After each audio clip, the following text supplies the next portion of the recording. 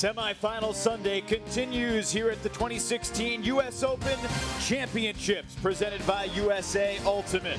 The second men's semifinal features Chicago Machine, the 4 seed, and the 3rd seed, hometown Boston Ironside. We have had 3 thrillers already today. Hope the conclusion of our quadruple header is just as great. Earlier, in dramatic fashion, Sockeye outlasting Revolver 16-15. Winner of Chicago-Boston gets Seattle tomorrow afternoon. Hi again, everybody. Evan Leffler with Ian Toner. It has been a tremendous Independence Day Eve here in Kingston, Rhode Island. And hopefully this lives up to the billing too. Boston, a lot of hype coming into the season. Chicago Machine trying to build on their best season ever last year. Boston, the perennial powerhouse, finishing semifinals or better on the national stage every year since 2008. Chicago trying to prove that they belong in that top class of the men's division. Well, Machine, for the first time last year, went to the semifinals. Chicago's top club team, led by Ron Kubalanza, who's not here, Andy Nielsen, who is. And this is a group of guys that has added a lot of interesting pieces, including Pavel Yanis, who's played for Colorado Mama Bird, Denver Johnny Bravo. But Jonathan Goose Helton is kind of the anchor of this team. He wasn't here on Friday, but he came on Saturday, and he's made a difference as he usually does. One of the most dynamic and powerful players on the field.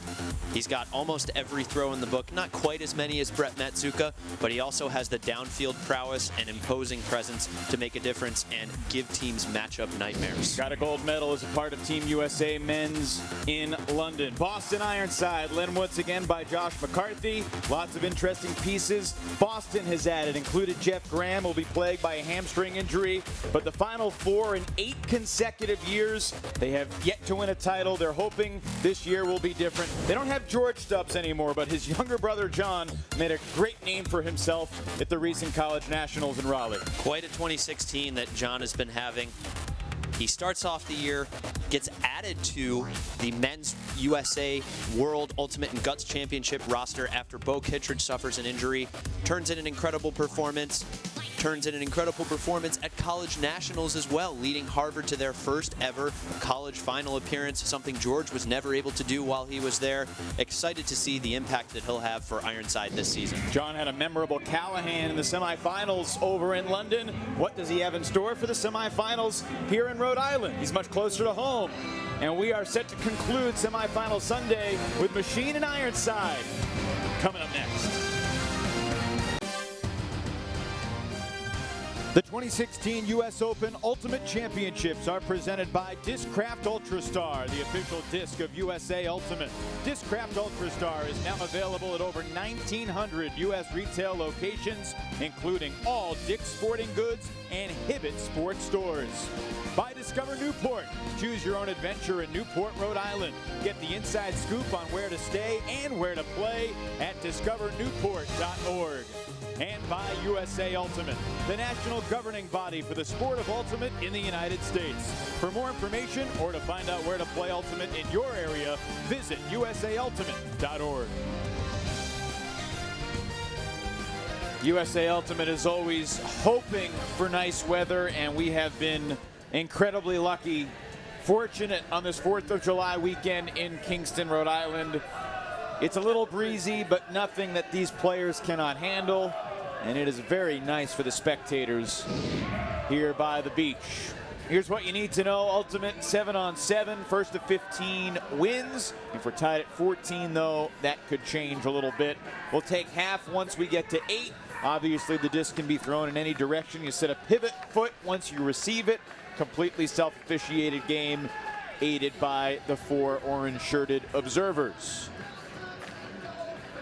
Well, the Chicago Machine team will start on offense, and their offensive unit will look a little bit different when they reinsert Ron Kubalanza and Brett Kalanick, 2 veteran O-line guys.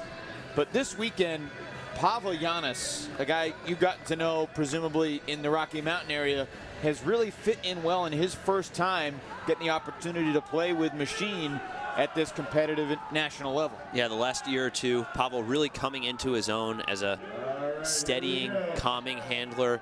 Kevin Kelly, one of Machine's captains, speaking very highly of his performance as he's stepped into a offensive handler role unexpectedly in this game. Well, there's a turnover on the opening point. Colin Geppert couldn't handle the easy forehand from Matsuka.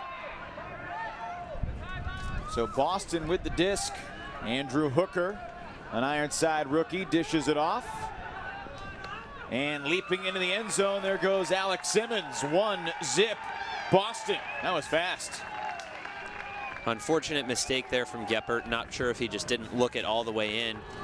But Alex Simmons, a great handler defender, and he's got a lot of pace in those legs after the turn. He's someone who's going to churn and constantly attack, as we see Matsuka looking to find Geppert, but unable to connect on that first throw. Maybe a smidge behind him. And then Hooker with the patience in the red zone. Wallach attacks, and Matsuka looks like he slipped, thought he was going to get help from a teammate who might switch, but that help never came. Simmons taking full advantage, attacking to the cone, and the first break of the game goes to Boston. Well, one fun dynamic of the U.S. Open is the opportunity to see these club teams up close and personal for the first time in the new season. Russell Wallach, of course, did not play for Ironside last year, took the season off from the top level of play in Boston. He's back, though, this year. Josh McCarthy said he and Russell had a long dinner back in November to get him back in the fold. Boston Ironside, the only team in the men's division, Ian, that went through pool play unscathed. And most notably, perhaps exercising a few demons from recent years, taking down Revolver quite decisively. Something they've done at U.S. Open tournaments in years past. But 15-11 was a sound margin in pool play. Well, that was an incredible game. Revolver was up a couple breaks early. It was 4-2 San Francisco, and then I believe 8 straight scores for Ironside. They took half 8-4, and I believe led 10-4 before Revolver made their late push. It was in the last round of play on Friday, and really a stunner.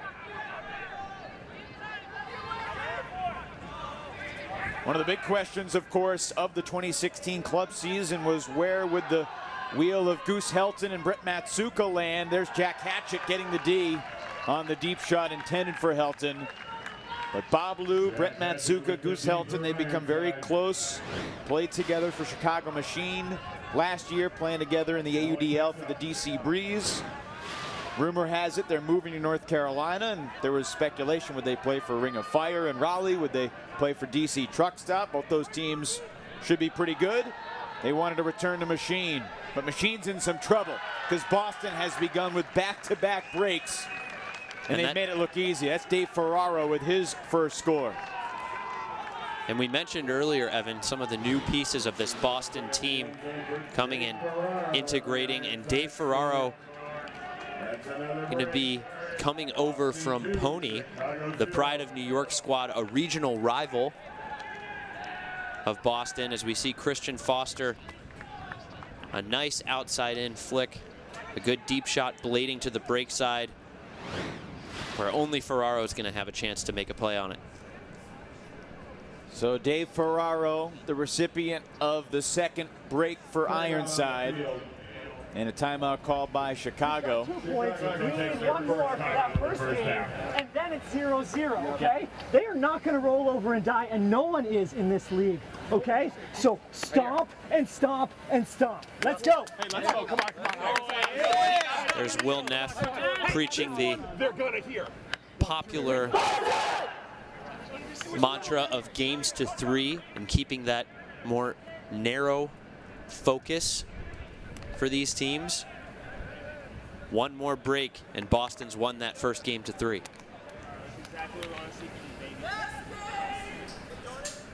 Chicago Machine, like a fighter that got hit in the jaw, a little woozy, but certainly not knocked out. Andy Nielsen, former Chicago Machine player, veteran in the Chicago Ultimate community, originally from St. Louis. And calling out the line.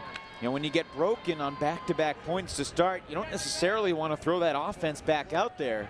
You want to mix and match, and this is when a coach really, you know, has to tinker a little bit with what his plan coming into the game might have been.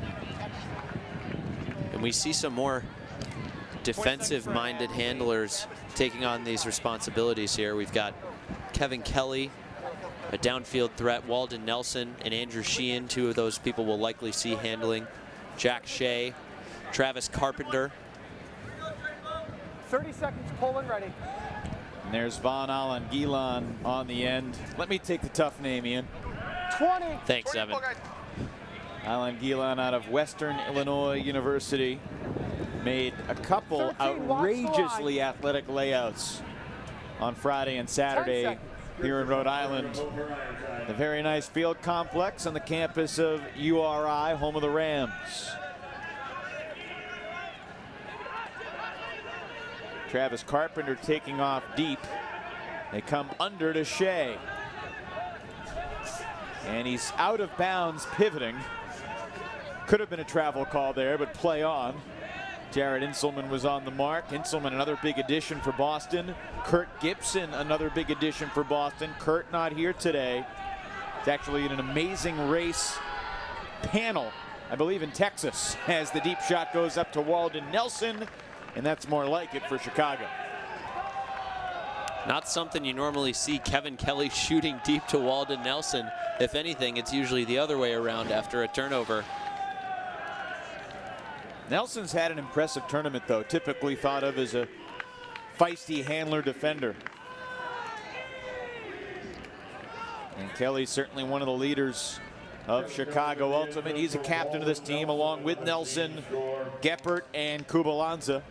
That's Boston 2, Chicago 1. And a nice throw there by Kelly, needing to get that over the poaching mark. A good bid there from Adrian Banerjee.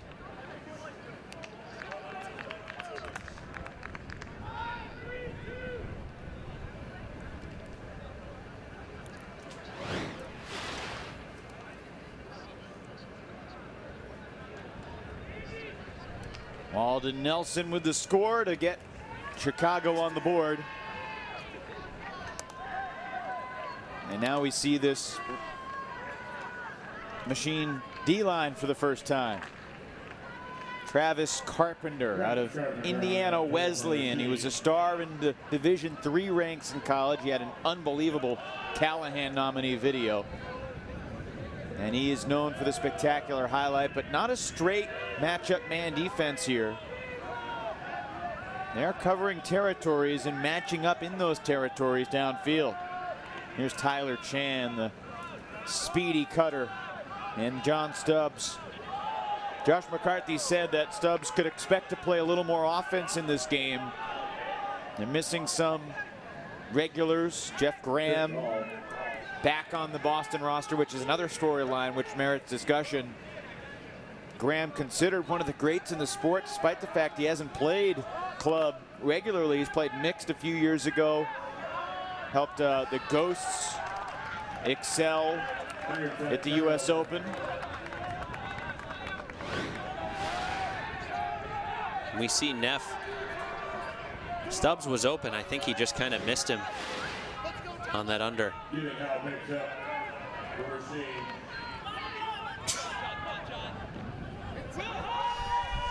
Kelly will try again. This time Allen Gilon will get D'd up by Neff. Will Neff with the lead for Ironside. Not the best matchup right there in terms of a height. And you heard the sideline giving Neff a heads up before the throw even went up.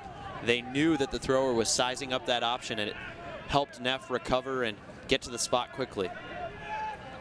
Oh, a drop from Piers McNaughton, who is making the first cut. He's got a knack for getting open back with Ironside this year. He was just scoring goal after goal in pool play. But McNaughton, out of Tufts at Harvard, couldn't handle it. And Machine looking for the tie, just cannot connect. The foul was called, though, on the mark, and I believe this is coming back. Inselman, the guilty party. Well, was this a foul on the mark? I think Kelly might have called a foul on Stubbs here. Yeah, looks like you're right.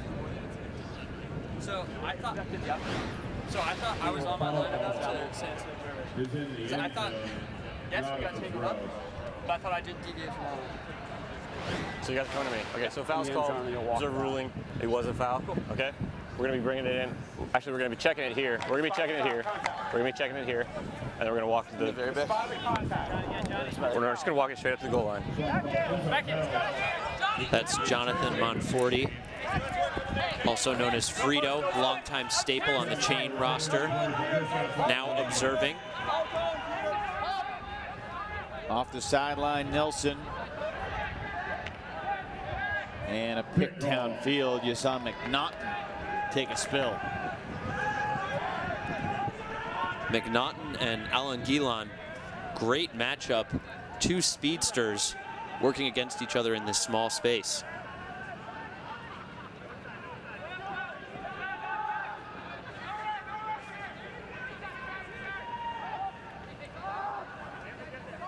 Chicago. Not great spacing in the end zone there, Ian. A lot of cooks in that kitchen. They get the swing, but unsurprising, there's a pick down field with the cluster of players not organized at all.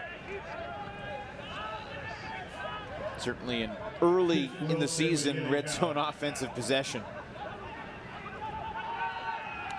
Back to Carpenter.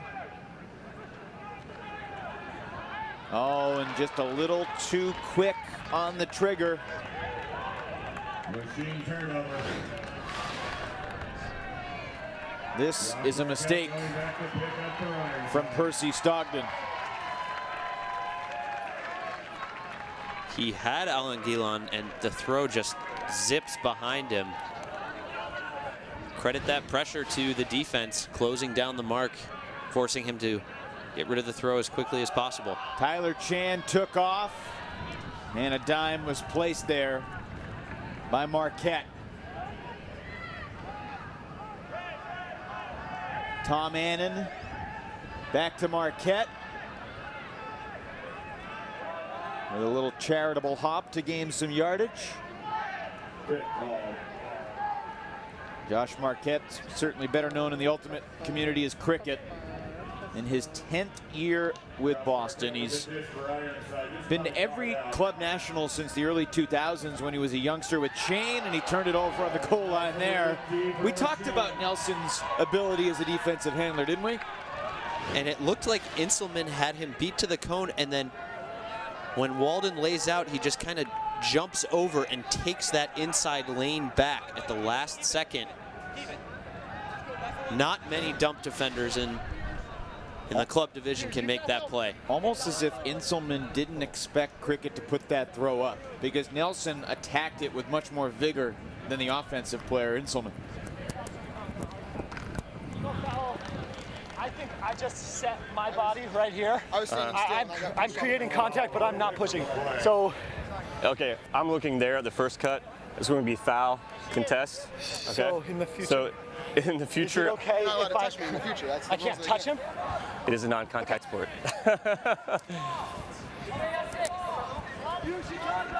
Well, we've seen a graphic that says it's a non-contact sport, but anyone who's played or watched knows that the company line is not always how the game plays out. Chan with the interception. Tyler Chan with a takeaway for Ironside. Stubbs to Chan. This has been the first real lengthy point of the game, and it concludes in the hands of Stubbs. He's just 21 years old, Ian. Already a veteran on Ironside in his third year with a top club in Boston. And here's Sheehan with the count rising. I think he was trying to find Kelly. That throw just off the mark. Not sure if Inselman might have gotten a piece of it. And both teams needing to do a little bit to clean up their red zone offensive looks. Lots of players crowding the disc, and that shot to Stubbs threads the needle. Boston taking a 3-1 lead.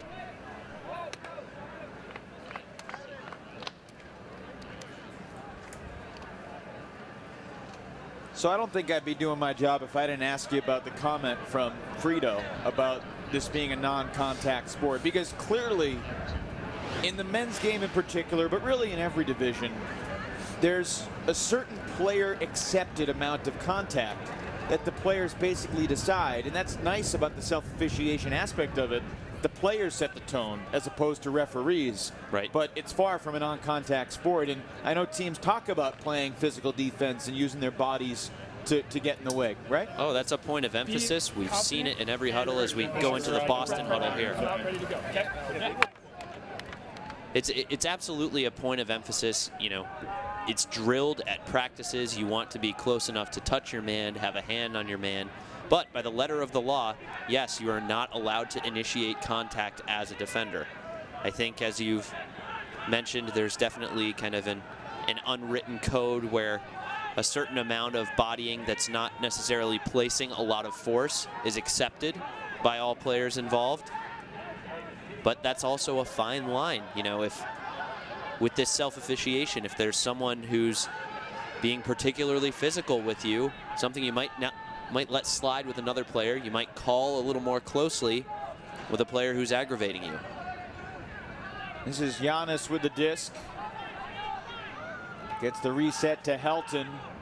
Lots of interesting matchups downfield here with Simmons on Matsuka, Hatchet on Helton, yet Foster chasing A.J. Nelson around. Oh, bidding Matsuka keeps it alive. Directing traffic, and the little high release flick over the top to Cullen Gephardt for the goal. And I'm sure Alex Simmons on the mark wasn't taking that fake or that position with the disc in Brett's hand seriously. He gets this dishy back. Great layout to save possession. Then he holds it up with his right hand, and Simmons is thinking there's no way he actually throws that up there. But it's Brett Matsuka, so there is a way that he actually throws it. With Matsuka, you got to keep that left hand up, right? You got to keep both hands as active as possible. And Simmons realizes it, and Matsuka was just impervious to it.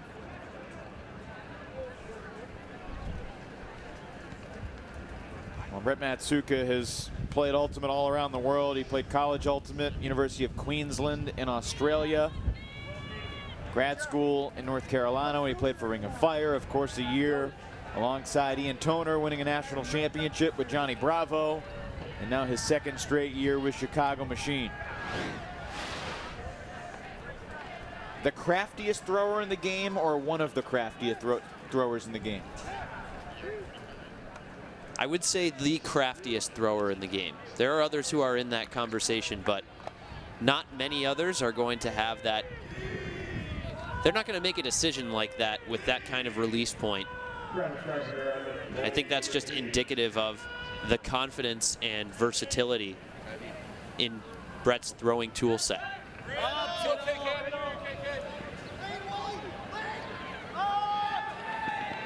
And into Alex Capinos. Physical mark put on there, and a pick was called downfield before the throw.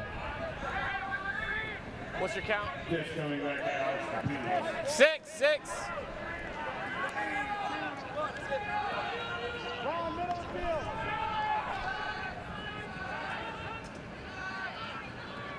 Stubbs with Carpenter laying out past him. Stubbs launches. Battle in the end zone. Chan went up for it, couldn't get it. That's Kevin Kelly coming down with it.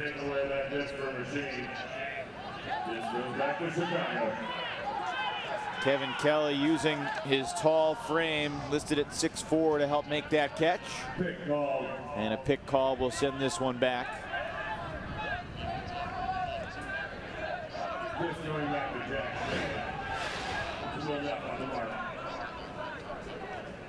26 in red. If he didn't make the play, Alex Capinos was right there to do so for Boston.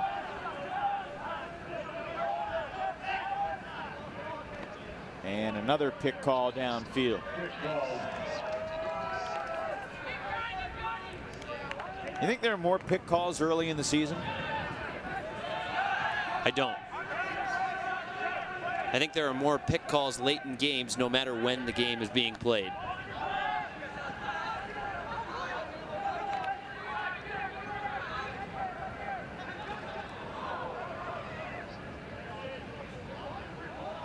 No one on the mark.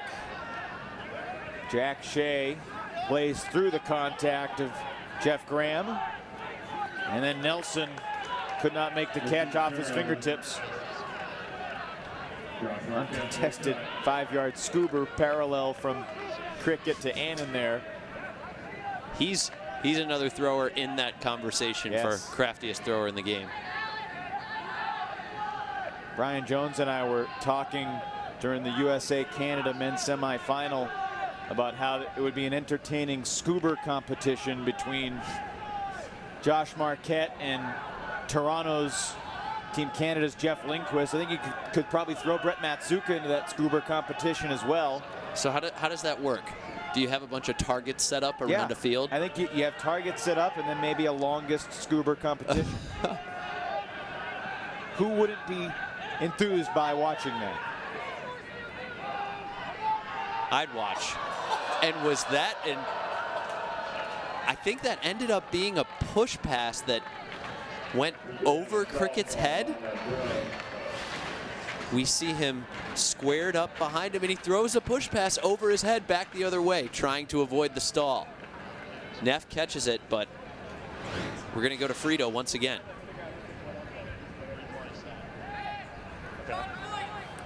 Are you going to come to me? Yeah. Okay. So a stall was called, observer ruling. It's not a stall. The disc was off. We're going to be there. But was that a fast count? I don't really think it was a fast count. I mean, it was, he just got faster on that last second. Okay. I think I said it louder. Well, listen to this. That's something we hear a lot. You know, players call a stall, and then the contest is, oh, well, you only sped up in the last second.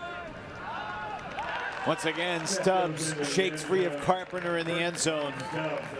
Boston maintains its multiple score lead.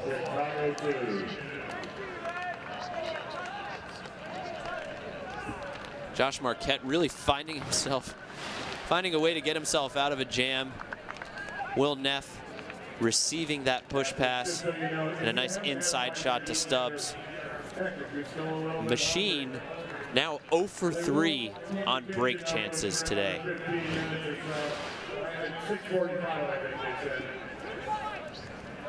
Anyway, come on down to the south end zone and grab yourself some more grub if you need it. Will Neff began his college career at Northeastern in the Boston area and then transferred to Michigan, where he ascended to lofty status as a Callahan Award winner.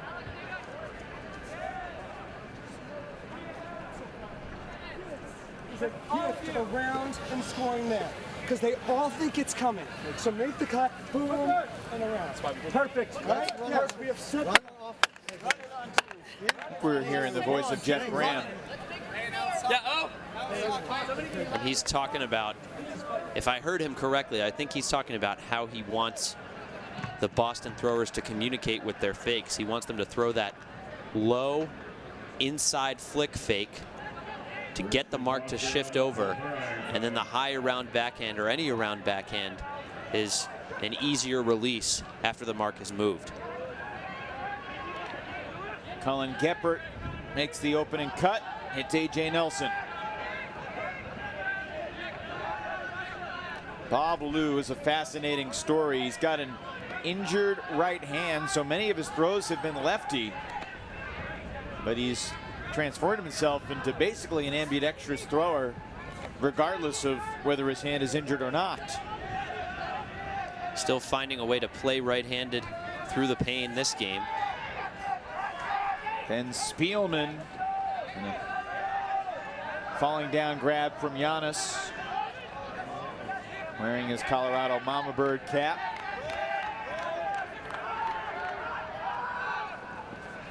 To the end zone. Looked like Helton was trying to catch it and land in the end zone. Perhaps that multiple attentions cost him there. Great matchup there between Helton and Jack Hatchett. Hatchett considered one of the better downfield defenders in the men's division. Those two were also teammates on the World Championships of Beach Ultimate men's team that brought home a gold medal in Dubai last spring. Both part of the USA delegation, this time in London, with Goose Helton playing open, or men's ultimate, and Jack playing mixed. Timeout on the field. with Boston up 4-2. Talked about Jeff Graham. He's a big addition to Boston. Kurt Gibson, a guy that Josh McCarthy is super excited about. You know, also adding Jared Inselman. I mean, the combination of this, Inselman, a 35-year-old Ironside rookie, as he's listed on the roster. Also Andrew Hooker, Thomas Edmonds, and Jay Clark, a subtle addition. Now, Jay hurt his shoulder earlier this week, but Jay, another promising young player, accomplished from the Atlanta area. Yeah, he's got roots in both the Boston and Atlanta communities. As we take a look inside the machine huddle there. Let's go, Booster!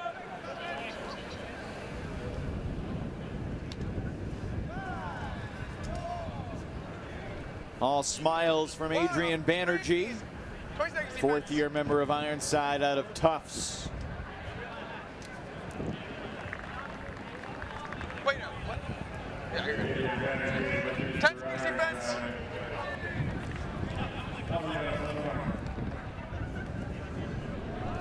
Ironside began this game with back-to-back breaks to go up 2-0. We have traded ever since. If Boston were to score here, this would be another break. Christian Foster resets to Banerjee. Downfield Simmons. Oh, it looked like he had an angle for Thomas Edmonds, but couldn't get the disc to him.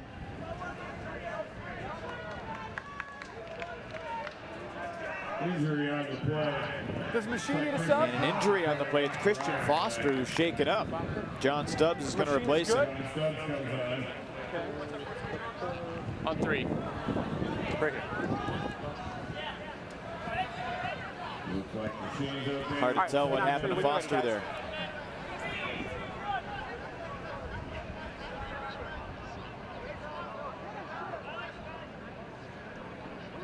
Confusion downfield and a stoppage.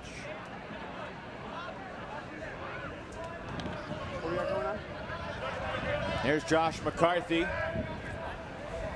What? Yes, sir. Okay. Played for Boston Ironside before he coached. Yeah. Okay. A guy who ran forever. I didn't even hear 4, I heard 5. So, back in on 3. Run coming on 3? Yeah. All right. 3 it is. We're trying to clarify where the count's going to start.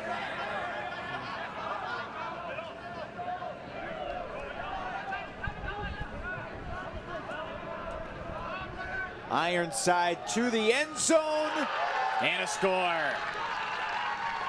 Spectacular layout grab from Russell Wallach to make it 5-2. Russell Wallach coming back to Ironside after some time off. A staple of their D-line.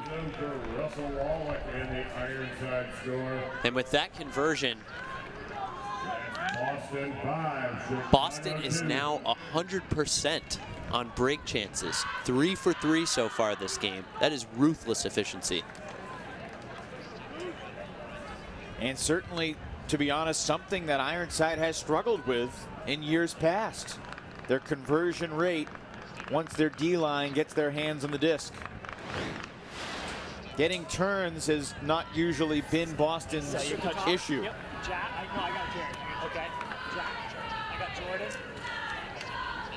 And I think many teams will say that's their biggest challenge and biggest area of focus. If you look at, you know, the 4 phases, the offense is offense, the offense is defense, the defense is offense, and the defense is defense. I think the D-line O is something that teams tweak and place so much value on more than any other phase of the game. A couple years ago, Josh McCarthy took George Stubbs off his O-line, put him on the D-line, said we need George in his disc skills after a turn. He also happens to be a pretty strong defender. Sounds like a win-win. Offsides on Boston, and I could see that from up here. And we are pretty high up here at Meade Stadium. Our camera position is similarly high up, which has allowed for these wide angle shots to showcase the entire field. To look at our camera crew. And you can see this side of the stadium, how massive it is. Most of the fans sitting on the opposite side of the stadium for aesthetic reasons. And to stay out of the sun, of course. Yes. There was a stampede of folks that wanted to sit in the first few rows, hoping they could catch a glimpse of Ian Toner, but Ian's security took care of business there. That's Jesse Bucksbaum on the offensive line, former University of Michigan threat. A nice addition. He's listed at 6'9" on the Machine roster.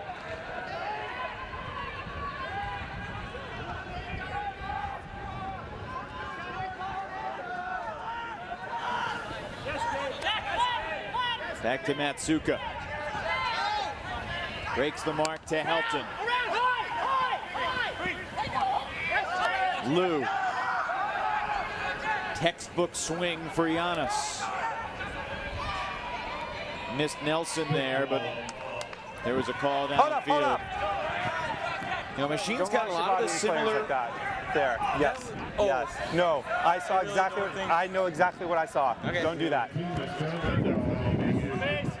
We'll see if we can get a look at what happened downfield. We'll talk. I'll talk with you. Mitch Dangler laying down the law, letting the defenders know exactly how much contact is going to be tolerated before blue cards or misconduct fouls are issued, as Pavel Giannis throws through the contact.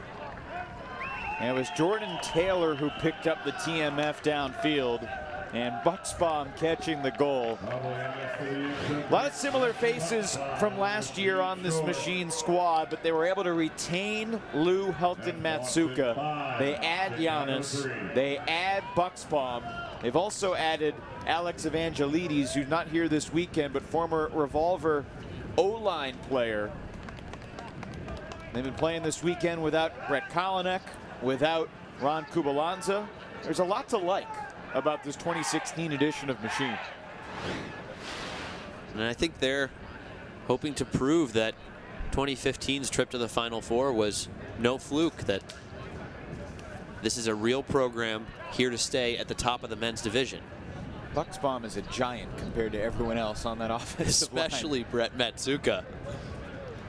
Chicago Machine fell to Seattle Sockeye. First game of the day yesterday, but taking down Florida United.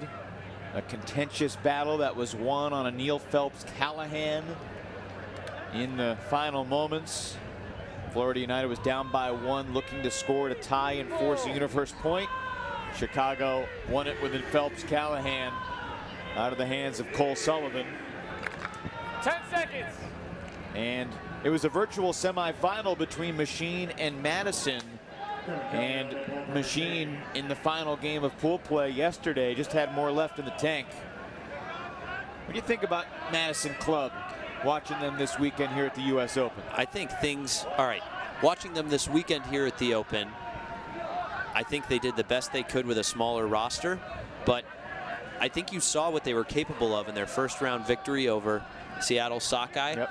They do that without the likes of impact players, including Peter Graffi, Kevin Brown, Pat Schreiwise, Dave Wiseman, certainly some others as well. I think the crossfield hammer tipped and incomplete. Intended for Neff, but a fine defensive effort to track that down. That's Yiding Howe, another young addition to this Chicago Machine roster.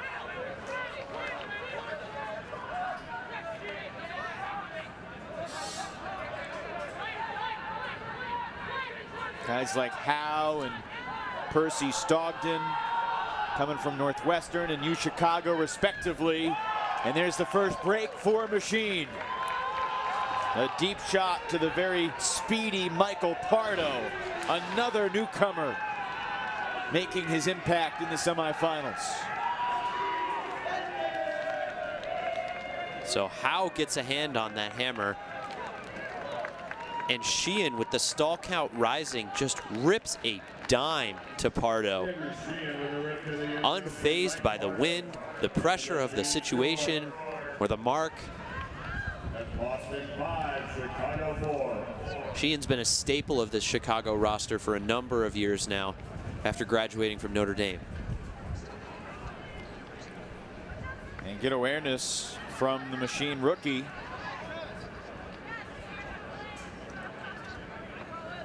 There's been a goofiness to the Machine spirit all weekend long. They were all wearing, not all of them, but many of them were wearing sailor hats that you might find on Popeye before the game. And they insisted that they bought these hats a week ago. It has nothing to do with the fact that we're playing a team that calls himself the Boat. I don't know if I buy it, but it's still entertaining right nonetheless. See the Machine gear.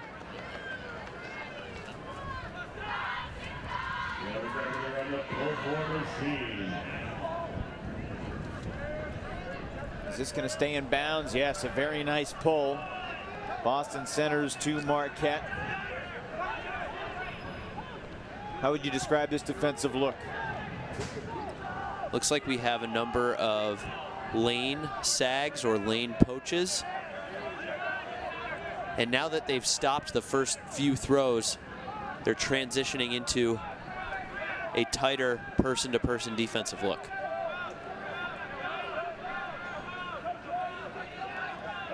Marquette pestered by Nelson.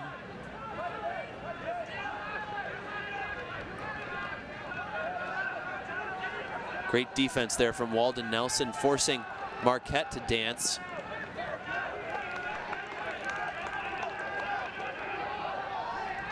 Graham able to shake free of Alan Gilon, but a pick was called.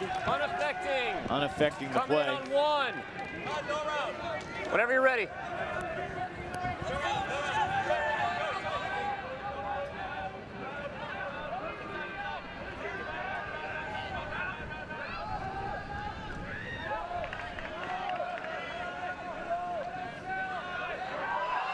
Looking long for Neff. He's got it.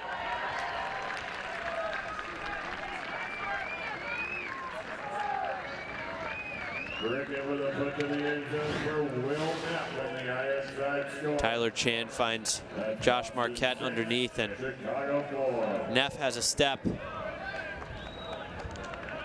That's a throw that Marquette's going to put up almost every time, with a deep threat like Neff having separation.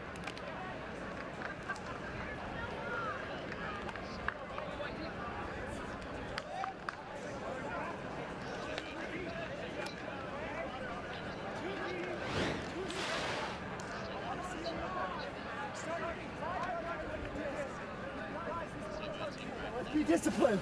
Hey, as the handlers, 1, 2, and 3, it doesn't have to be a handler. Cutters at the front of the stack, no. If you're in the front, you may be in the resets. If we get a dump, which we're getting a lot of those backfield dumps, we need another guy pushing and then getting the second swing to get it to the middle of the field. They're just keeping us on the sideline, okay? Nice, attack the break side. Yep. Let's get guys shallow. Let's get guys shallow. That's Will Neff and Matt Rebholz, longtime Ironside player and Wisconsin Hodag alum who has converted to a coach, joining Josh McCarthy's staff.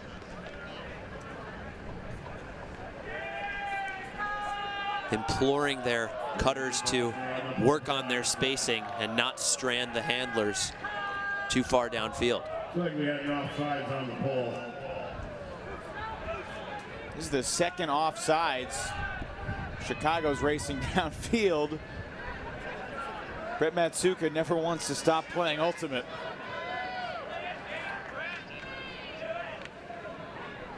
I think Chicago's going to start with the disc at midfield.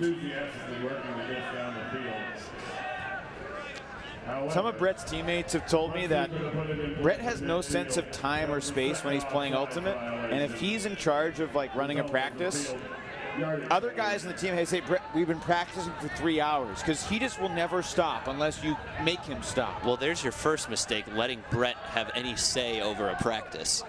But that doesn't, having played with him for several seasons, that doesn't surprise me. game starting to develop a little rhythm to it. Oh, great catch there to keep it alive by Spielman. And Matsuka catches the goal. But a pick was called, and it did not affect the play, and Matsuka's goal will stand to get Machine within one.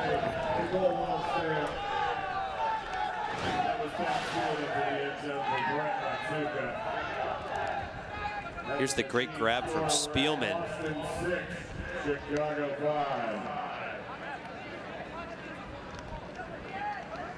He breaks the mark, gets a little help from the wind, keeping his throw alive. He's calling it because a foot cross the line and never touched it. I know, I've never had it called that way before. I don't care. I'm just we're a yard behind the line. We're not even in a discussion. You're listening to Josh McCarthy and Russell Wallach argue. And it's not even close. It's a foot. Is it anybody? Yeah, you can't cross the plane. Just don't cross the plane. Don't swear again. Matsuka with the goal, and McCarthy acting a bit like a hall monitor, preventing his team from crossing the line and saying anything inappropriate. That's one of those, you know, I think today's leaders talk about not worrying about elements of games that are beyond players' control, but staying onside is definitely a controllable. That's something that anyone can do, even if it means sacrificing a yard and starting a bit late and losing one step. I don't think that's going to be a deal breaker for your defensive unit.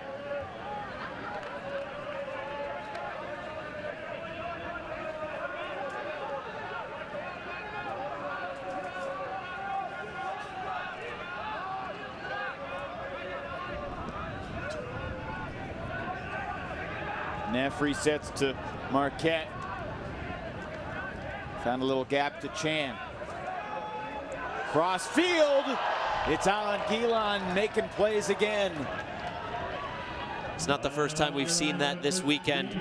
Incredible closing speed.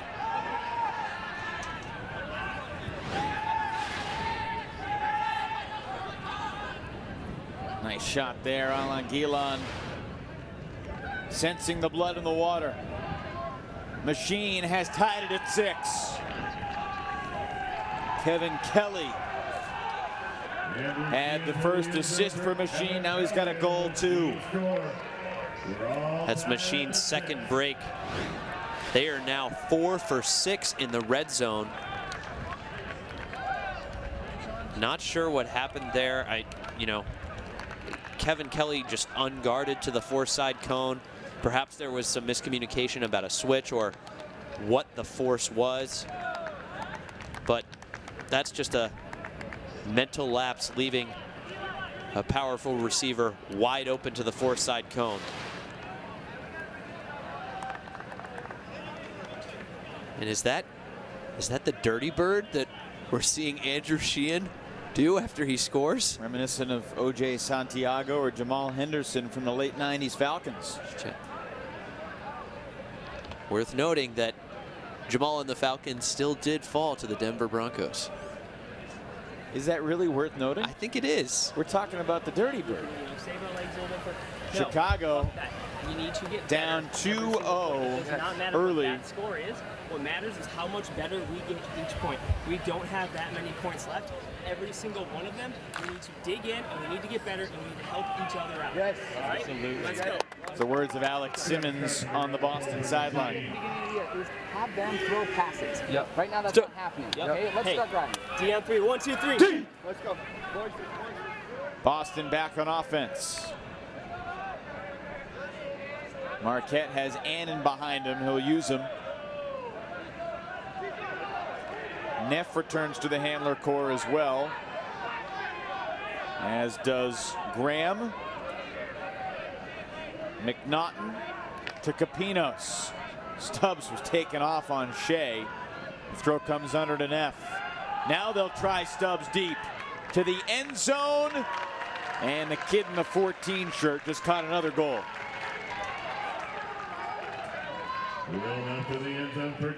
Josh McCarthy commenting before the game about John Stubbs coming over to the offensive unit out of necessity due to some other personnel challenges, and he's been fitting in quite well with this unit. That's his third goal so far this game. Not uncommon to see him register the hat trick and a half. After the performances that he put on with Harvard Redline, playing every other point in the first half here with the offense, this has to be a piece of cake for him. Did you have any different perspective on his performance at college nationals after it simmered a little bit? You know, I think I'm trying to think back to another college player who has turned in a performance like that. You know, we've had the Florida teams who have run the very tight rotation and relied on the dominance of, you know, the Kurt or the Brody or the Cole or other players. We've seen Jimmy Mickle really carry a large load for Mama Bird when they won the title in 2014. I don't know that anyone has picked up and raised the level of their team from top to bottom in the way that John did, though. Yeah, interesting. Certainly Mickle had more around him than Stubbs did. A guy like Pavlianis was accompanying Mickle en route to the title in 2014. Helton with the ambitious scuba, it worked out. Bob Lou with a lefty backhand to Matsuka. Scoobers for Nelson. Got to make sure we have our stat team tracking the Matsuka Scoobers. Here's the second one this point. And it's Bucksbaum in the end zone. We have had a great track record today of incredible games all day long. And the machine score. We've had 3 games already that have gone to Universe Point, and this is the 3rd time in 4 games that we've been tied 7-all in the first half, with 1 point to take it to the break. Timeout on the field. Machine takes their second and final timeout of the first half. You've practiced several times with Brett Matsuka. Do you have to cut for him differently than you cut for other players? Absolutely. He will prefer a challenging break throw 8 times out of 10 over someone who's wide open on the force side. And the more frustrating thing than that is, on the field, okay? as we take a look inside the machine huddle. Our defense, help your teammates out from the side. That's it, okay? Yeah. We'll get that line in a second. Let's take this ahead. Let's go. Take it back. Take it back. Yeah. Right on 2. 1, 2, red! Come on. Call it. More frustrating than Brett's insistence on moving to the break side is when you're actually working against him as a defender. And let's say you have the responsibility of marking him in practice. What happens then? You just get broken more times than you'd like to admit. Your self-esteem takes a real hit, and you start to question why you even play Frisbee. Sounds incredibly demoralizing. But what doesn't kill you as a player makes you stronger, right? I suppose. It also might isolate you to the broadcaster booth. Who knows? Who knows? Exile you to the broadcaster booth. So let's see. This is the point to take it to half. Jacob Taylor, Tyler Chan, Will Neff, Josh Marquette, John Stubbs, Tom Annan, and Jeff Graham. Jeff Graham's the guy Josh McCarthy's been working on for a while. 10 seconds, guys. He's played a variety of mixed. He's played semi-professionally. Machine with Matsuka on the D-line. A.J. Nelson will run. Walden Nelson will likely pick up Marquette. Andy Sheehan 10 seconds to pull with machine. Kevin Kelly and Alan Gilon, deserving of being on the field for the defense. Jonathan Helton out there as well.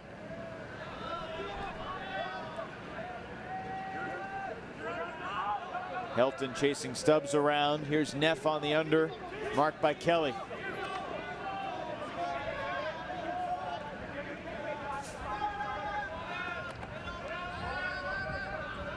Little miscommunication there. Marquette was wondering why Annan didn't continue backwards. Chicago looking for its first lead of the game.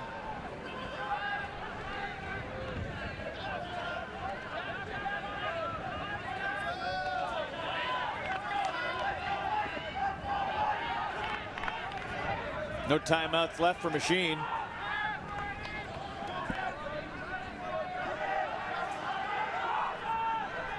Matsuka.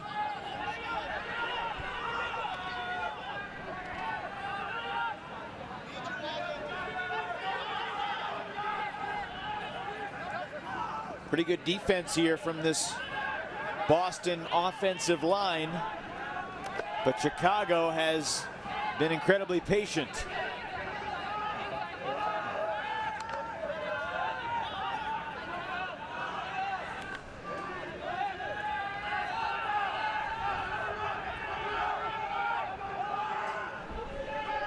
Matsuka.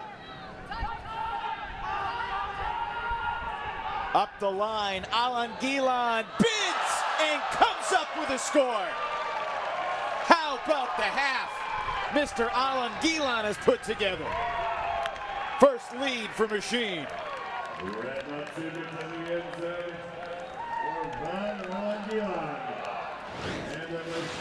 There's a reason Vaughn is on this half-deciding line, and it's his speed, and he never gives up on this disc. Burns his mark, one of the fastest players on Boston Ironside, Tyler Chan, up the line to the fourth side. Full extension, reminiscent of the layout block he earned earlier this half.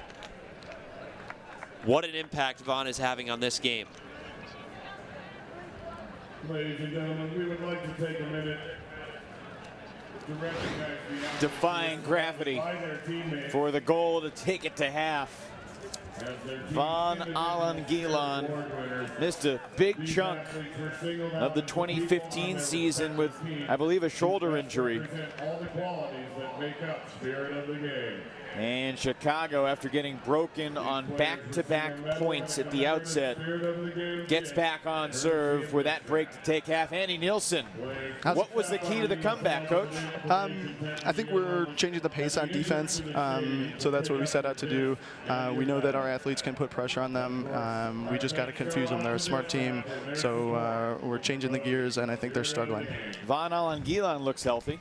He's a monster. He had a great day yesterday, and his speed is really matching up well with their cutters, and you can see how it makes a difference on offense. I know this sounds facetious, but I'm being serious. Is there anything that Brett doesn't have the green light to throw? He's a reckless driver, so we're working with him, but he's playing great right now. Well, you gave him the car keys, Coach. Yeah, that's right. That's right. What will you tell your team as we get ready for the second half? It's 0-0. You know, we're on serve after a big fight. We got to give that bushwhacking defense another chance to bring it home. We've seen 3 universe point games so far today. No pressure, but we're looking forward to another great finish. Enjoy the second half. Thanks, Evan. Andy Nielsen, the head coach of Chicago Machine, has seen his team come back to take half on this spectacular layout from Von Alan Gilon. Brett Matsuka giving his teammate a chance to make a play. Machine up 1 at the break.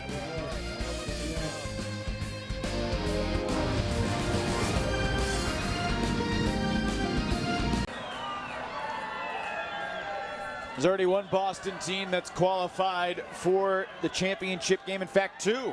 Boston Slow White in the mixed division, Boston Brute Squad in the women's. We could have a Boston-Seattle Monday here on Independence Day if Ironside can come back. We're virtually tied on serve, but the story is Machine getting back into this game after they struggled early. Yeah, Ironside jumping out to the quick lead. Their defense generating a few blocks and converting on their opportunities to seal breaks. That David Ferraro grab gave Ironside a 2-0 lead.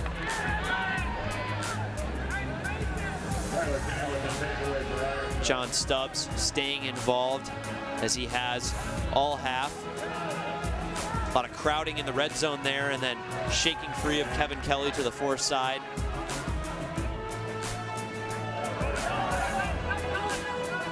And more great red zone work by Boston Ironside's defensive unit here as Russell Wallach gets a nice welcome back to the team with that layout grab. Pavlianis sustaining the contact. We've seen a bunch of physical marks from both teams, able to throw through it for the score. Andrew Sheehan delivering this dime to Michael Pardo. And Ironside staying close. A familiar shot here. Josh Marquette to Will Neff. Two staples of the Ironside squad.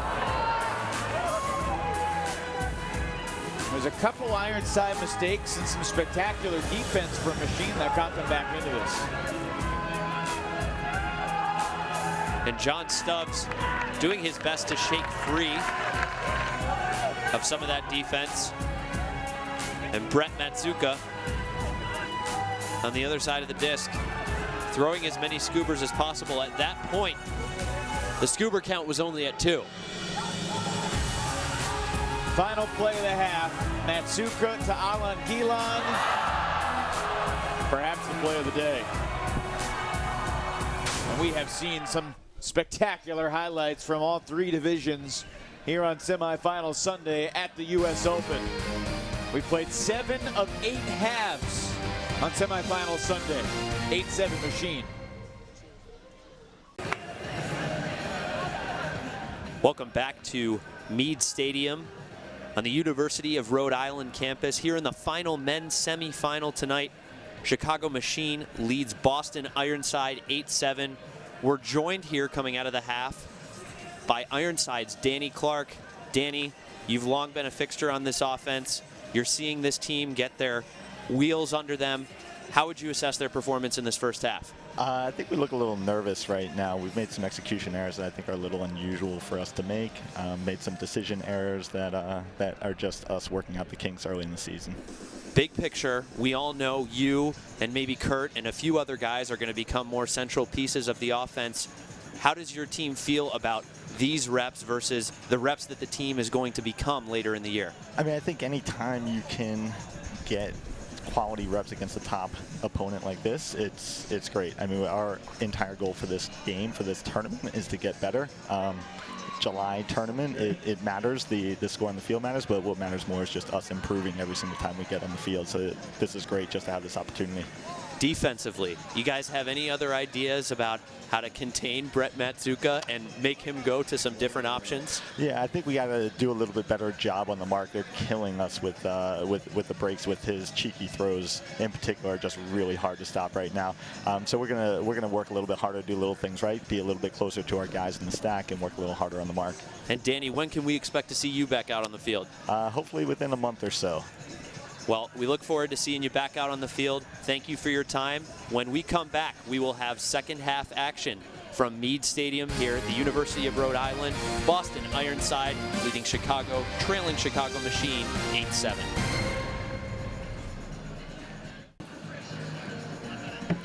Chicago leading Boston 8-7. The game virtually tied. We are on serve in the first half. Couple goals for Jesse Bucksbaum. 3 goals for John Stubbs. Matsuka and Neff, the assist leaders respectively for Machine and Ironside, both looking to make an early season statement here at the US Open. Winner gets sockeye tomorrow.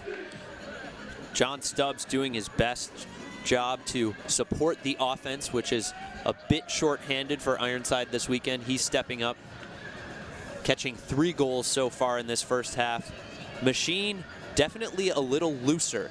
Their team seems to be more comfortable in this setting. We can, as we heard some of the on-field mics, some of the looks into their huddles, we heard Ironside setting higher, stiffer expectations for themselves, expecting more of their teammates and wanting to make the most of this opportunity.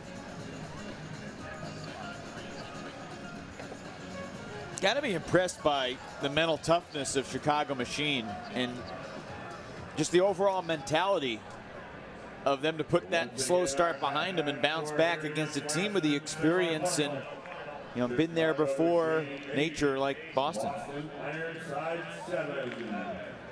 Agreed, and I think that speaks to the maturation of this Machine unit. I think in years past they might have folded after an early deficit, but here they are maintaining a lead as we start the second half. No question about it. Annan and Marquette, they're going to be the two quarterbacks of this Boston team. Although you wonder how Kurt Gibson might slot in. Whether he'll play defense and anchor the Boston D-line, or whether Josh McCarthy will tinker with him. There's a turnover to begin the second half. Jared Inselman gave it away. Alan Gilon gets the reset to Nelson. You can hear the pick call from up here. Pick call. And that's a chemistry turnover there. Jared Inselman, one of the better offensive handlers in the game, just not on the same page as Alex Capinos. And an open side man comes free. Kevin Kelly. Multiple point lead for Chicago. How many more times is Kevin Kelly going to catch uncontested scores to the open side? Oh, and there's the miscommunication. Inselman throws the first pump. He thinks that's going to communicate to Capinos, you know, hey, you need to change direction. Capinos hesitates before planting. Inselman throws it behind him.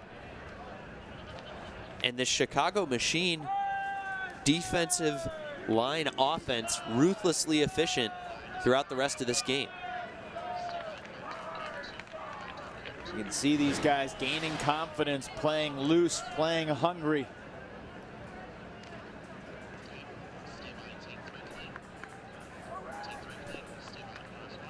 Kevin Kelly with another score. Andrew Sheehan picks up another assist.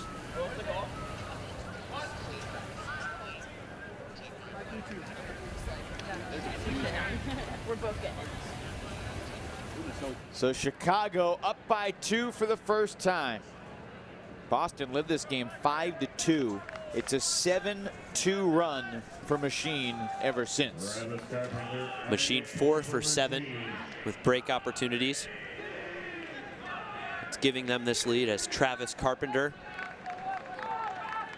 rips this pull.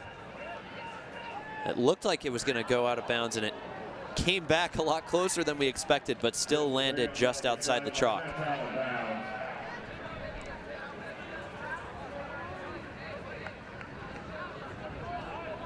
Boston Ironside, the only undefeated team remaining in the men's division at the 2016 US Open.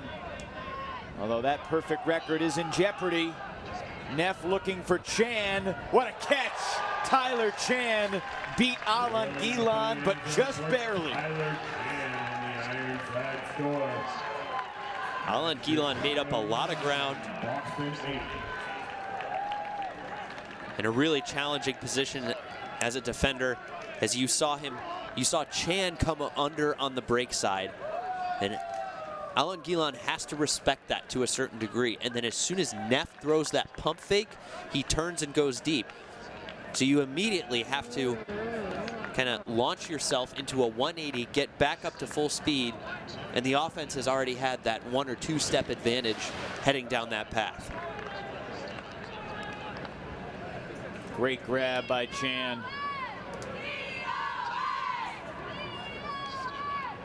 Makes it 9-8.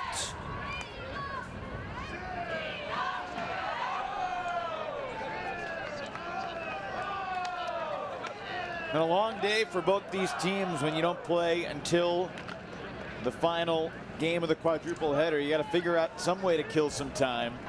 Of course, this year it's a little bit better. Could have been 8:30 local time. Instead, it's 6 o'clock.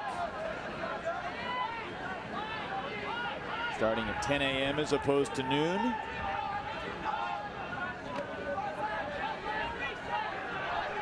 Creates perhaps more of an opportunity to watch some fireworks tonight or tomorrow. Here's Giannis. Matsuka.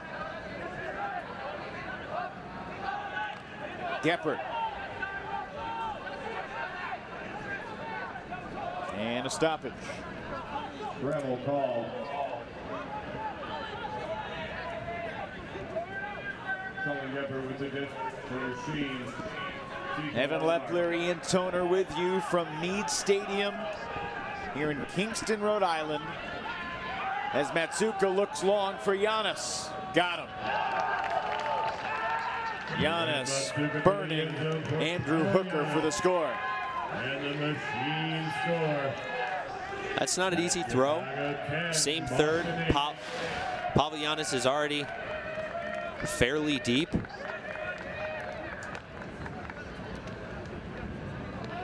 And Brett puts that one right on the money.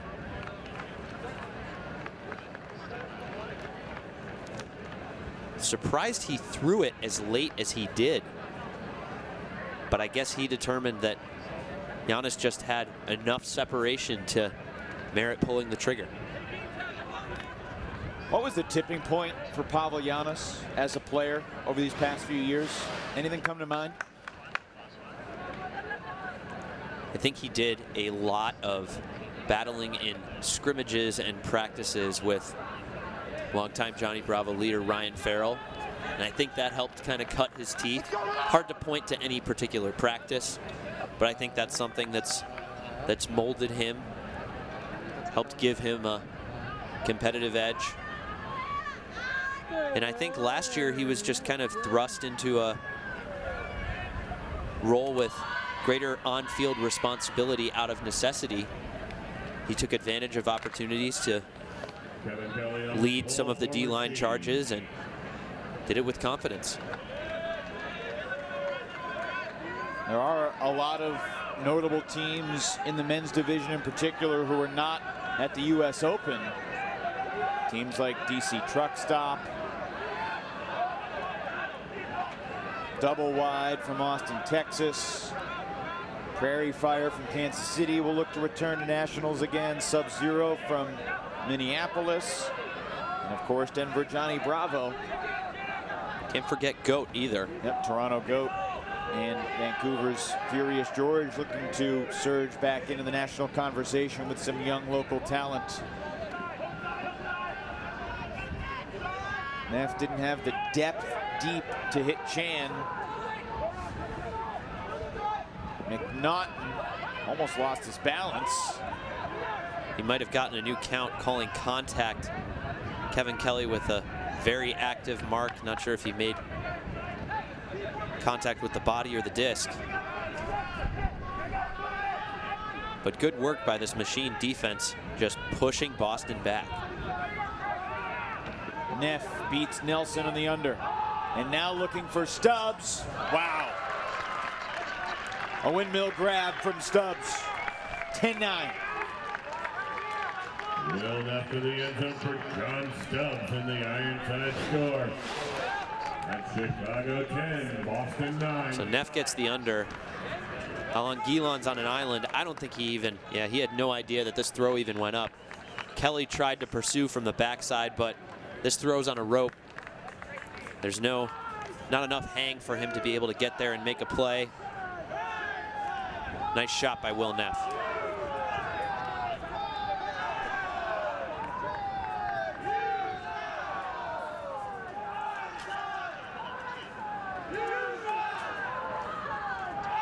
Four goals for John Stubbs so far today. Will Neff has thrown 3 of the goals that Stubbs has caught. Some good chemistry there between those teammates.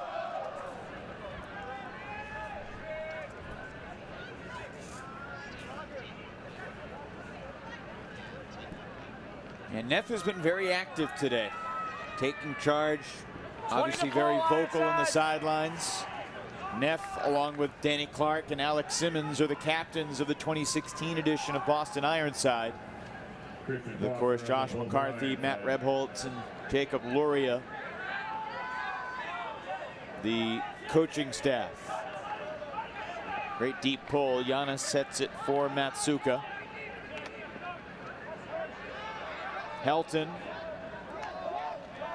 And he had A.J. Nelson wide open but it was Jack Hatchett's mark that stopped Helton from completing the pass. Is it like a second ago? 2 seconds? A second ago. 2 seconds. Okay, so okay. In the 4? Probably coming up. Okay, cool. What was in there? Okay, so on 2 here. All right, it should be on 1. Because if it was in the air, it just comes on 1. Come on 1.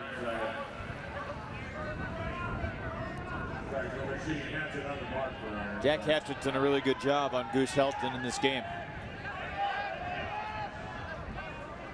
And another stoppage downfield. Aside from a scuba or two, we haven't really heard much of Goose. Wait for these guys to set, guys. Get set, coming on 1.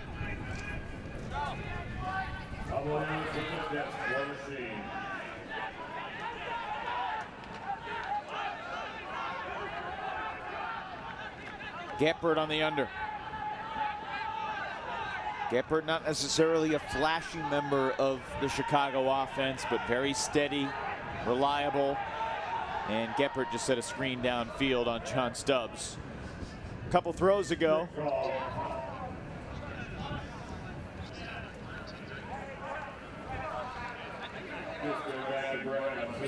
Right over here.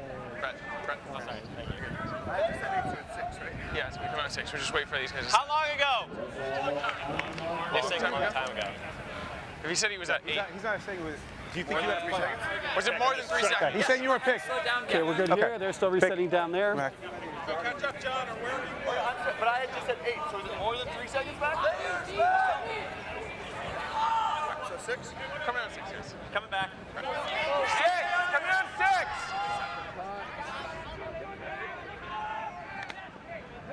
They get the stall reset with Giannis.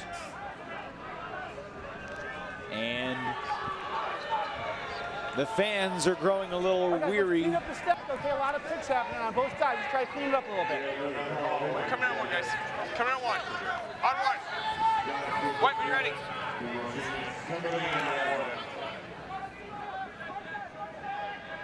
Slide and grab for Nelson. And Helton.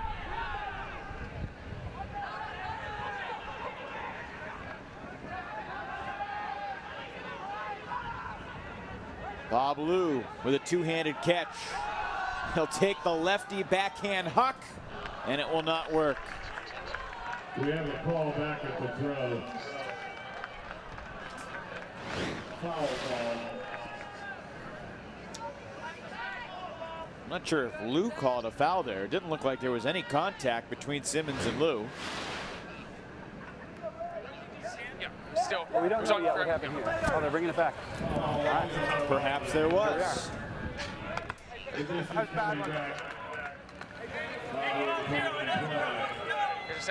Try to take a look at that again after. So Lou steps out. Ooh. It was on the follow through, perhaps. But that's well after Lou has released the disc. Not sure if I agree with that.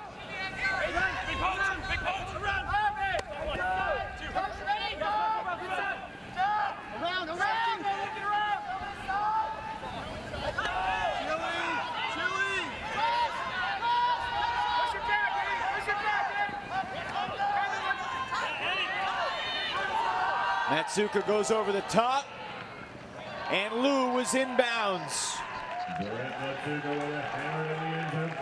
Brett for Bob, and Chicago's up 11-9 over Boston. Boston 9.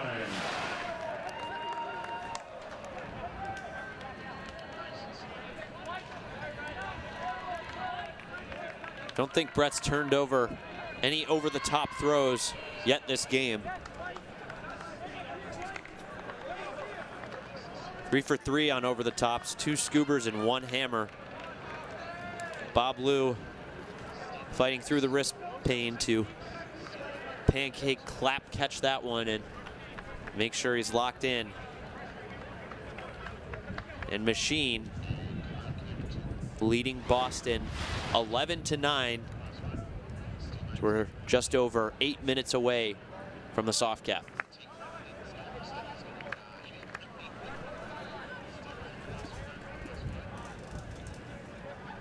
5 assists for Matsuka, who grew up in Hawaii, was a very good tennis player.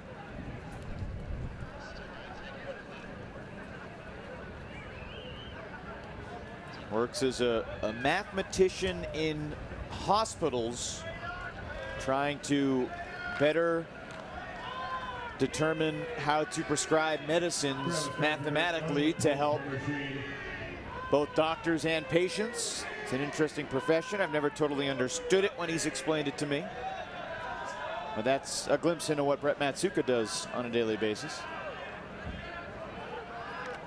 Most of the time, of course, he's thinking about Frisbee. As Neff airs another one out. McNaughton skies for the grab just shy of the goal line. McNaughton finally found an open target. Capinos breaking free. Is that too easy of a score for Boston from Chicago's perspective? I think so. Is that 3 passes? So we start with Neff with the disc on the goal line. A largely uncontested deep shot to McNaughton. And then Capinos to space. Tough for Kevin Kelly to defend the whole end zone there, but that was the forced side.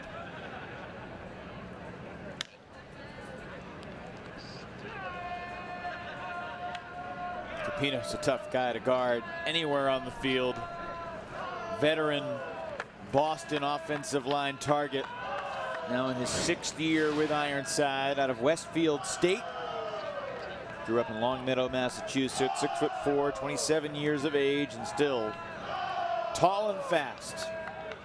Came onto the scene and really made a name for himself as one of the members of the original Next Gen Tour. Or the bus, if you will. He's a madman!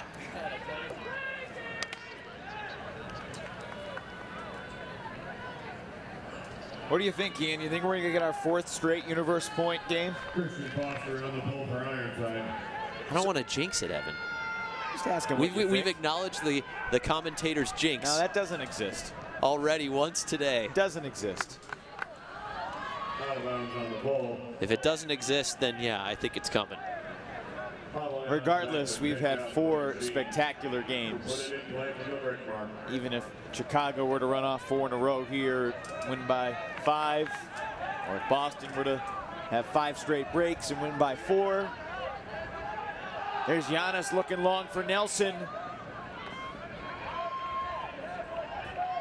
Chicago looking for a quick counter.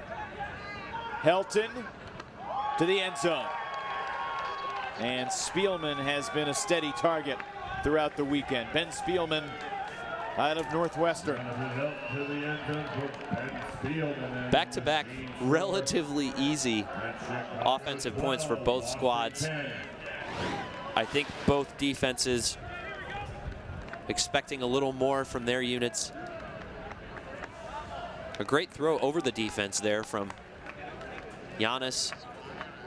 And then Goose gets the disc on the goal line. Continues to the break side right away. No pressure for Spielman to make that grab.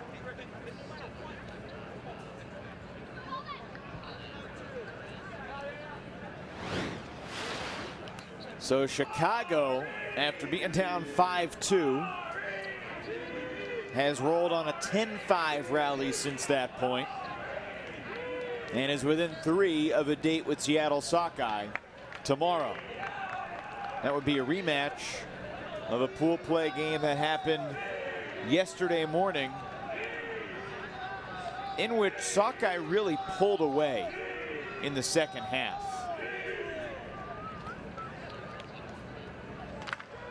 That was a big game for Seattle to sort of reassert themselves in the pool.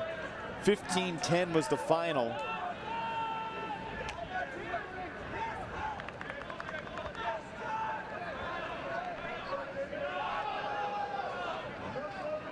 Great pull coverage there by Pardo and the rest of the Machine defensive unit.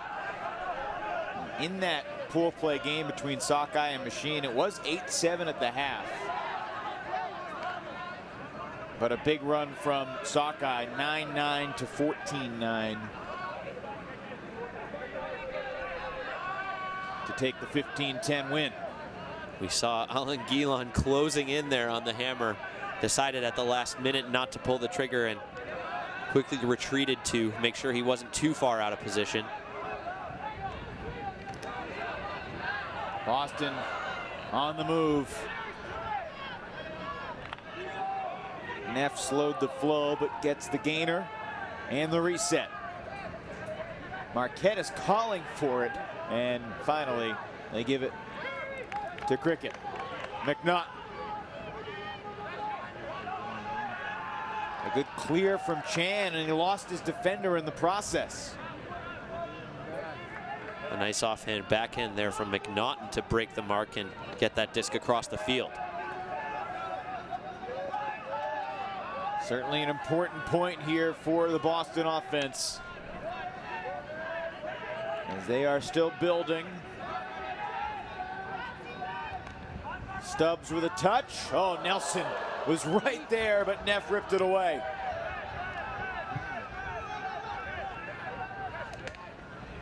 Marquette. See in the back corner, McNaughton was backpedaling toward that back corner pylon. A little surprised Marquette didn't try that crossfield scuba through the traffic, but they pay it off with Tom Annan getting involved in the end zone. Longtime staple in the city of Madison, both for Madison Club and the Madison Radicals. Annan doing grad school work at Northeastern Physical Therapy program in Boston. He's been a nice pickup for Ironside as they sneak back within one. This is the kind of pressure that either defense would be proud of. Ironside really having to work for every yard on that possession. The number of completed passes where they weren't gaining any yardage, or they were gaining fewer than 5 yards. Machine has to be happy with that pressure. Again, leading 12-11 with a minute to go until the soft cap horn goes off. And Will Neff doing everything he can to keep Boston in this game. If I were to ask you before the game, you think it's more likely Will Neff has 5 goals or 5 assists today? What would you have said? Definitely would have gone with 5 goals given his deep threat and receiving prowess, but he's been really potent in the red zone, making the right choices. And certainly the statistics do not always tell the whole story. But certainly with Neff, he has been more of a distributor today on that first initiation cut, and then looking to the end zone as opposed to catching it deep and then throwing that extra pass to the goal. Oh, a Matsuka-esque throw from Helton there. If anyone shouldn't be surprised by the release point, it's Brett.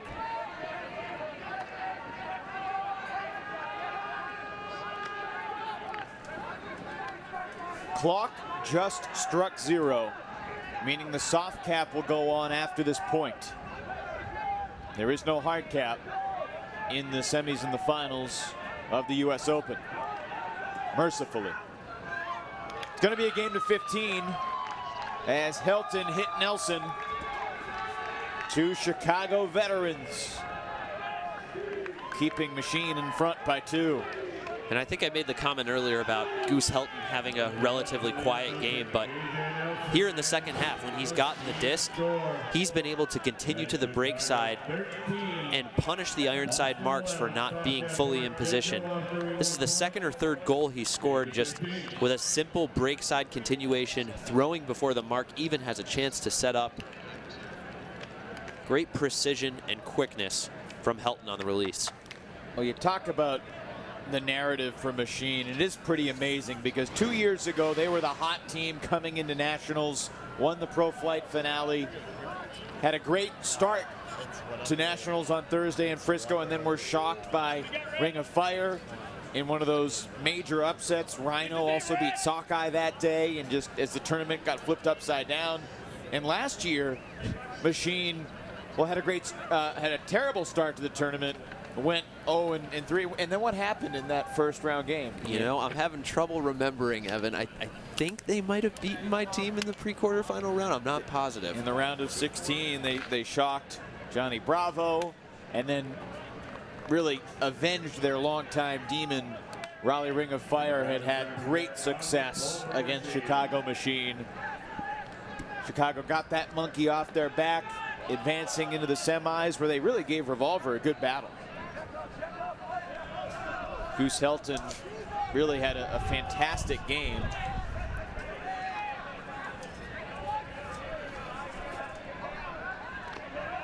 Here's Will Neff.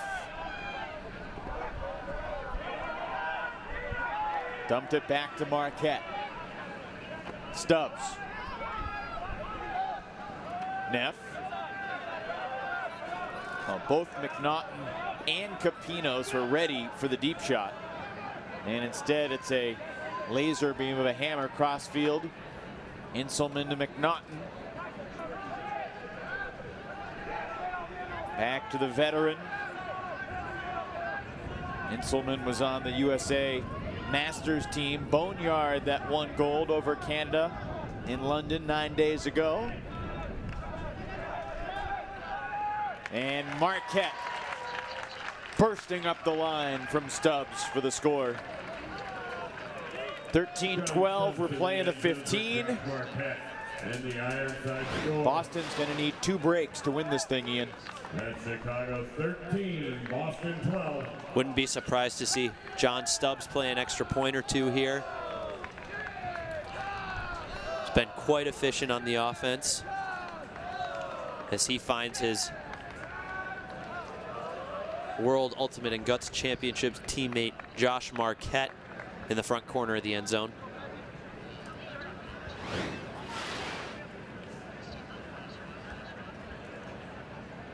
Marquette seems like the type of handler who's only gotten better with age. You know, you see a lot of players get older, they pass their so-called athletic prime, and maybe their speed, maybe they lose a step. Maybe their team doesn't trust them in the big moments, but Marquette has just gotten bigger and bigger playing opportunities as time has gone on, and he's made the most of them. Well, he knows how to keep himself in shape. He's an athletic trainer. Was the athletic trainer for the United States World Games team that went to Columbia and won gold in 2013.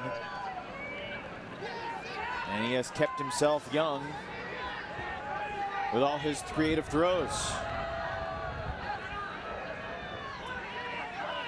We see a matchup change here. Russell Wallach is going to be covering Brett Matsuka. We'd seen Alex Simmons taking that for a lot of the game. Perhaps a slightly larger mark to challenge some of those unorthodox release points. Only 1 turnover so far in the second half. 9 consecutive points with no turns. Nearly changed with Hatchet bidding. Will it change here on the deep shot? It will. Dave Ferraro defending deep for Boston. Dave Ferraro with the deep for Ironside. Welcome to Ironside, Dave. 13-12 semifinals. Your man's going deep. What kind of player are you going to be? Hatchet almost makes the play, and then Ferraro makes up the ground. Looked like Spielman thought about calling a foul for a second, but good to see that he didn't, because that was a clean block on Ferraro's part. And both Chan and Stubbs playing this deep point, looking for Hatchet, but it's Helton getting the disc back. Not sure that was the throw right there. Stubbs might want it back. Yeah, surprised he pulled the trigger on that one. Not sure if the wind limited his effectiveness. Definitely underthrown just a bit. There's no doubt that Hatchet had a step. Yep, maybe it was the throw if he had thrown it 20 yards further. So both teams a little over-eager on the deep shot this point. That's a big laser of an under to Geppert. And that's Ironside's first missed break chance of this game. Ooh, very close to a D on the reset. Christian Foster on Bob Lou. There's Wallach on Matsuka. A bullet for Nelson.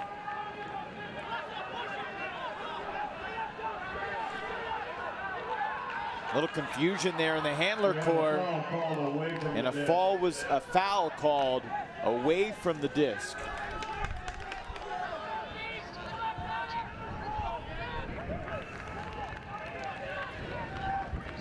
What? Yeah, so there one. Defense called it, so it's like a pick. We're over there. Yep. Did not impact the play, which is big because Machine needed that reset there.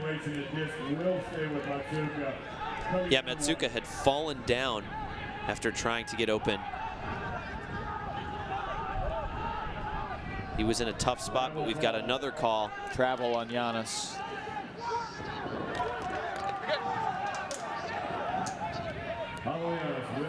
From the edge of the midfield logo, Giannis to Helton.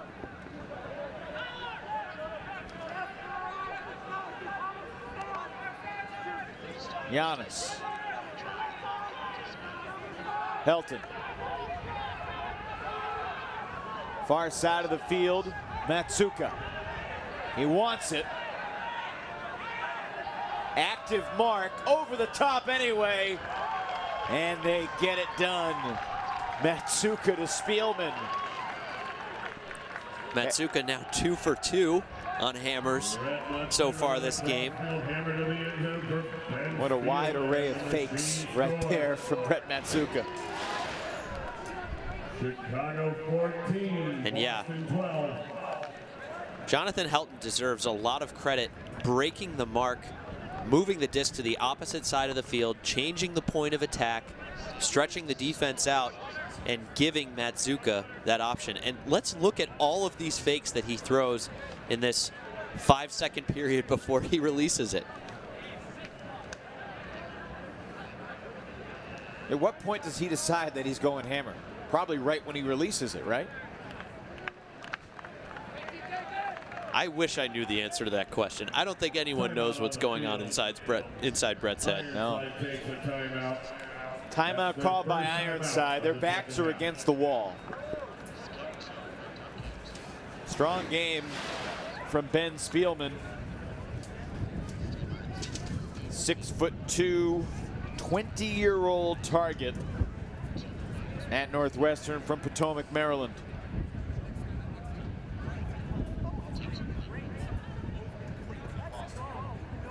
Going to score for you. And stay hungry. Yep. Okay. Hey, let's go. Come on. Let's go. Yeah, boys. Come on, Boston. Yep. Up here. Hey, listen. This is why we're here. We're here to fucking fight together. It's not about the win or the loss. Yep. It's about the fight. Yep. Give it. One. Boston on 2. 1, 2. Boston. Let's go, White. So Ironside needs to hold and then register back-to-back breaks to knock off this Chicago Machine team that was broken back-to-back points to start the game. It's pretty incredible. I mean, we saw it first thing Friday morning, too, with Sockeye and Madison. Madison Club broken first 2 points of the game. Got it back to 8-7.5 and won by 2, 14-12. That's why we play the duration of the games, right? I suppose.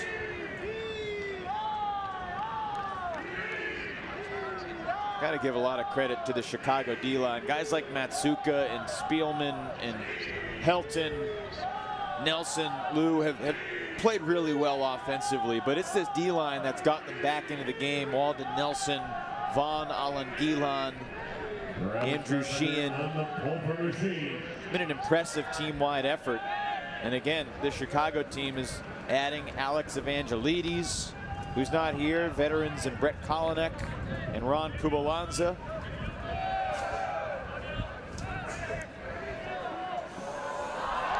Going to be a very interesting season as Machine with a golden opportunity to advance to the gold medal game here at the U.S. Open.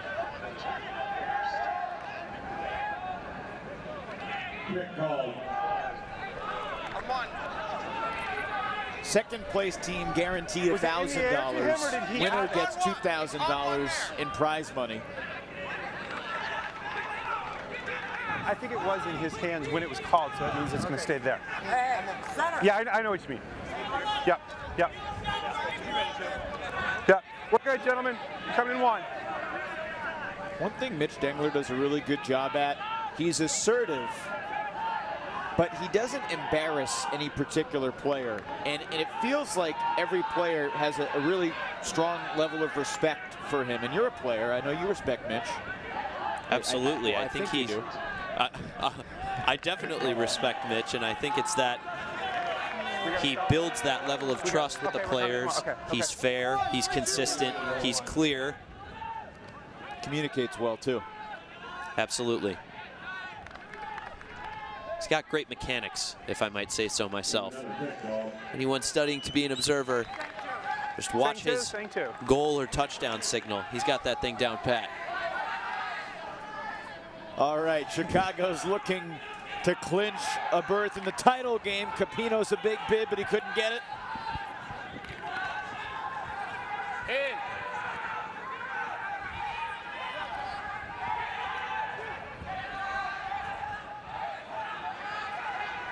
Sheehan calling contact a number of times with Inselman's physical mark and then ultimately settling for a timeout.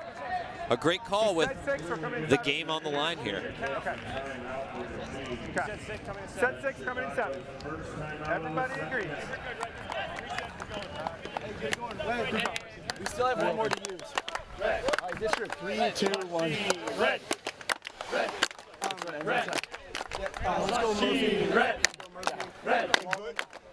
Regular. I'll go up line. Walden up line. Red. Coming back. Draw the guy over. Heels coming back. That's right. Draw him over. Red. Look, bail out is a hammer. Machine ready. Hey, it's 7, right? He's saying 7, so it's not quick.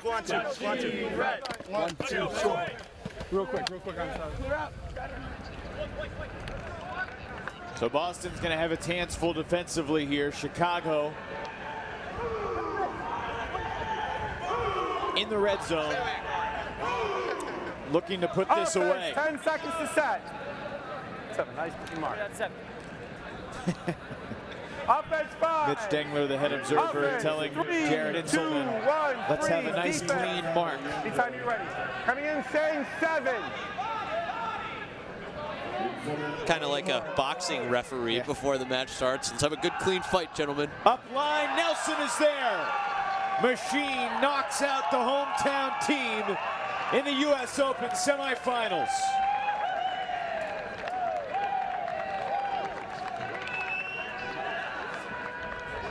They close the game on a 13-7 run after falling behind 5-2.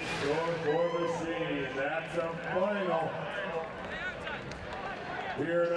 Nelson just beating Tom Annan up the line.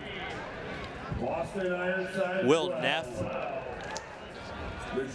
Spoiling the Boston Seattle Love Festival. Trying to close the gap. Can't peel off quickly enough. And Walden Nelson, an unsung defender in the men's division, sealing that break and victory for Machine. The 5th break of the game for Chicago is the one that wins it. Boston Ironside began the game with 2 breaks in a row, but Chicago's offense was almost flawless after that. Wonder what kind of energy these guys are going to have tomorrow.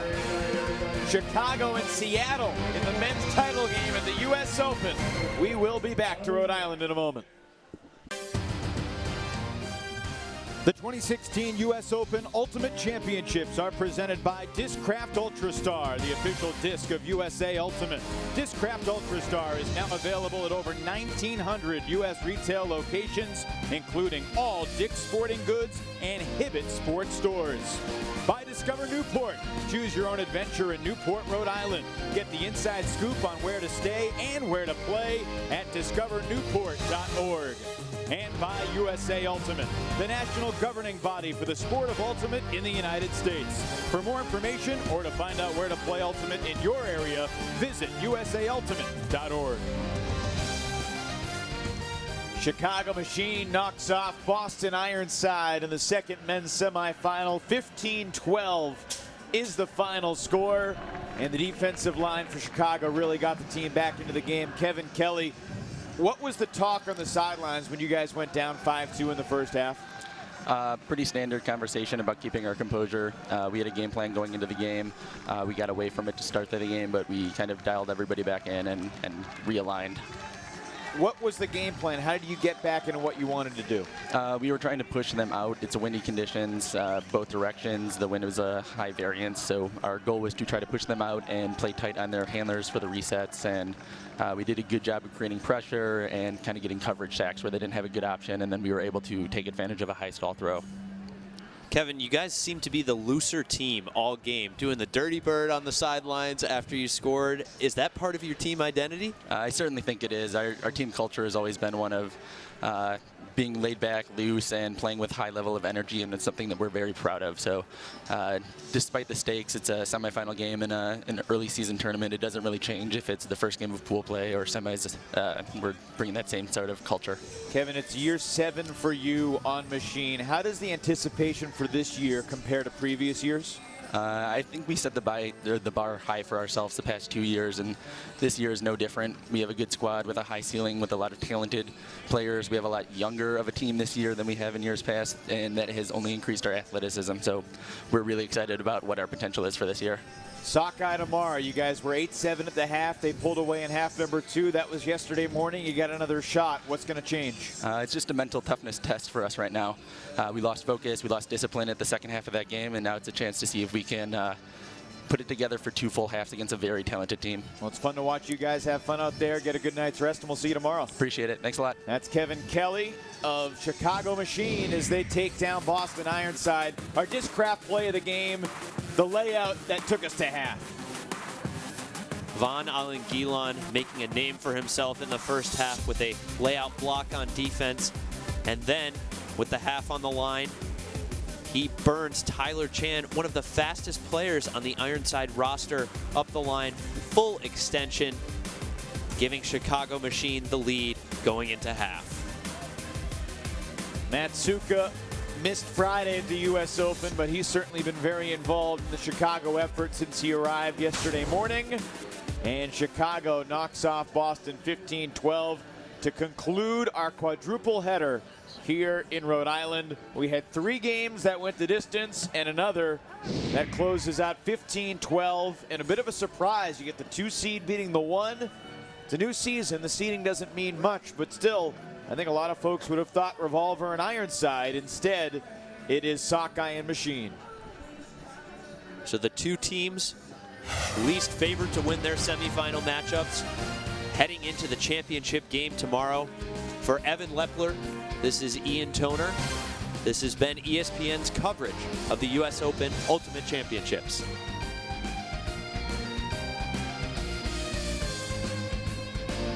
To watch this entire game on replay, as well as other games on our family of ESPN networks, log on to watchespn.com or download the Watch ESPN app. This has been a presentation of ESPN. We will see you tomorrow.